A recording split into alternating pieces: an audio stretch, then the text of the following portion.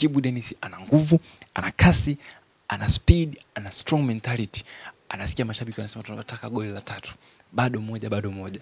Kibu Denis anaonyesha utulivu. Kipa amesogea, amepunguza goli.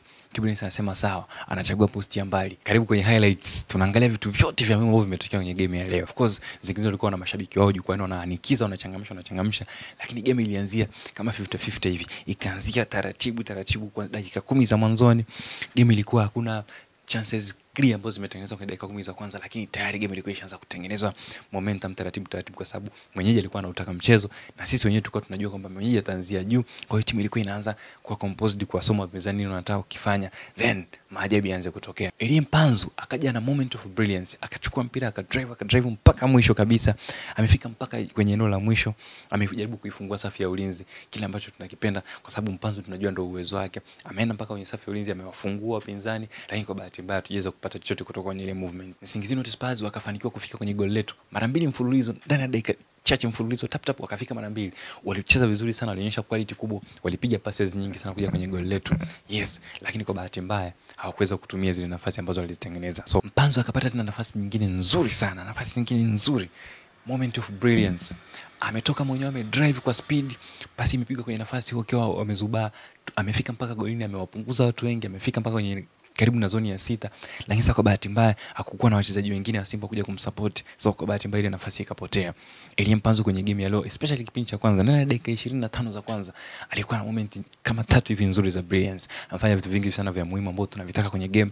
Sisi kama wana Simba tunaamini kile ndio ambacho anatakiwa kufanya kwenye mechi, kwa sababu uwezo anao na ameweza kufanya hivyo mara kibao.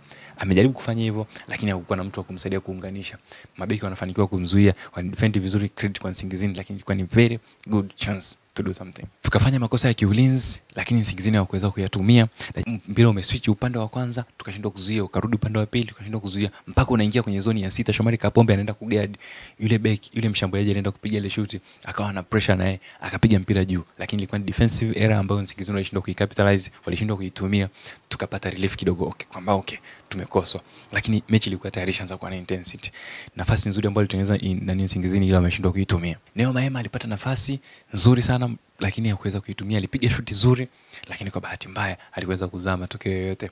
Neo Maema alijaribu, ilikuwa ni karibu na inakumalizia robo ya pili ya mchezo. Neo Maema alipata nafasi nzuri sana lakini hakuweza kuitumia. No problem, it's fine, kwa sababu tunajaribu kufanya attempts mara nyingi kwenye goli ndio ambao tunaweza kana sisi kupata goli. So ilikuwa ni credit kwake lakini haikuweza kuzaa chochote kwenye. Anthony Mligo alienda kufanya tackling moja ambayo ni hatari sana ndani ya box. Aliingia uvunguni kuchukua mpira ambao kama angeenda vibaya angeweza kutengeneza penalty, lakini kitu kikubwa ni kwamba credit kwake kwa sababu alienda kucheza mpira ambao ulikuwa ni hatari sana. Alifanya tackling ambayo ni hatari sana akitokea nyuma ya mchezaji, lakini akafanikiwa kuutoa mpira. Kile ndio kilichomfanya Mligo asajiliwe ndani ya klabu ya Simba. Kile ndio ambacho kimemfanya aonekane. Kile ndio ambacho kilimfanya kocha Fadu Davis amlilie Anthony Mligo. Anthony Mligo aendelee kufanya kwa ubora ule kila siku, asibadilishe, asishushe gia, aendelee kupambania pale. Kile ndio ambacho kitamtofautisha yeye na watu wengine. Clean tackle kama ile ndani ya 18 kwa kujiamini, amfanya kitu ambacho ni sahihi.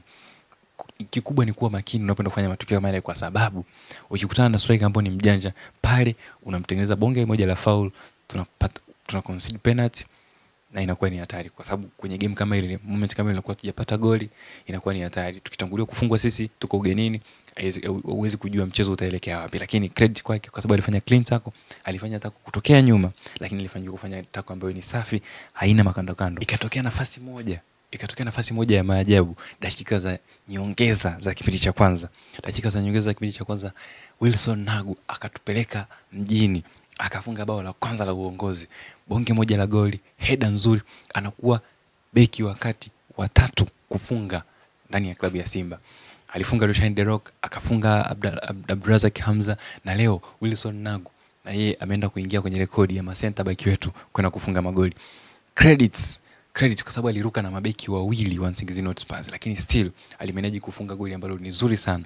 Amewachanganya mabeki wanaomba foul, lakini ameshafunga goli lake safi, alina makando, ameondoka, ameenda kushangilia na wana Simba. Safi sana. Credits kwa Wilson Nagu, credits kwa Neo Maema kwa kupiga bonge moja la kona ambayo imeenda kuzaa magoli. Kitu kingine ambacho cha muhimu kwenye hili goli ni kwamba mashabiki wa Simba wakati hii kona inaenda kupigwa, kona zilikuwa mbili. Kona ya kwanza ilipigwa short corner, ilipigwa kona fupi. Mashabiki wao wanaimba tunataka goli, kona goli, kona goli, kona goli. Lakini ya kwanza ilipigwa fupi, haikuzaa goli, ikaenda ikala rebound, ikawa kona nyingine.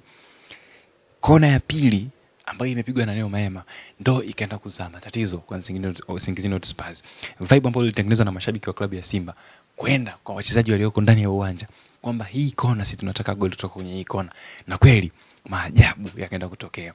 Mashabiki wakawa pressure wachezaji, wakawapa motivation, wakawapa hamasa kwamba tunataka goli kutoka kwenye hii kona, na kweli tukaona hamasa ikienda kuzaa matokeo. Wilson Nagu anaruka header, sio free header, ameruka akiwa anakabwa na mabeki wawili, lakini ameenda kutoa moment of brilliance, amefunga goli moja safi sana. Credits kwa Neo Maema kwa kupiga cross nzuri, lakini credits kwa Wilson Nagu kwa kufunga goli la kichwa. Center back watatu kwenda kufunga goli ndani ya msimu huu ndani ya klabu ya Simba. Kipindi cha pili kilianza vizuri, lakini kulikuwa na matukio mengi sana ya faulu yaliondoa ule utamu wa mchezo ambao tulikuwa tumeshaanza kuona ndani ya kipindi cha kwanza. Kipindi cha pili wachezaji wakawa wanafanyana sana faulu. Wachezaji wa Simba wanafanya sana faulu kwa wachezaji wa Nsingizini. Wachezaji wa Nsingizini na wenyewe wanafanya sana faulu kwa wachezaji wa Simba. Game ikapoteza ile burudani yake ambayo tulikuwa tumeshaona ndani ya kipindi cha kwanza. Matukio ya faulu yakawa mengi sana. Wilson Nagu akaumia, akatoka kwa injury. Ya Rushain De Rock amegongwa mara nyingi sana, amegongwa mara kibao, ametoka amegongwa mara kibao, amefanywa faulu mara nyingi sana. Game ikawa ni ya faulu nyingi. Nafikiri intensity ya game ilikuwa inalazimisha wachezaji wafanye makosa ambayo yalikuwa yanazaa faulu nyingi. Sasa eneo la kati kwenda eneo la sasa eneo la kati zimetokea faulu nyingi sana kwenye eneo la kati. Pressure ilikuwa inaanza kuwa kubwa kwenye game. So kwa sababu kizingatia kwanza game lenyewe, goli lenyewe lilikuwa ni moja. So kuanzia dakika ya 46 kipindi tulipoanza kipindi cha pili mpaka dakika karibu ya 80 zilikuwa ni foul. Kulikuwa kuna vitu vingine, of course matukio ya kiuchezaji yalikuwepo, kulikuwa na nafasi zimetengenezwa na chances, lakini foul zilikuwa ni nyingi sana.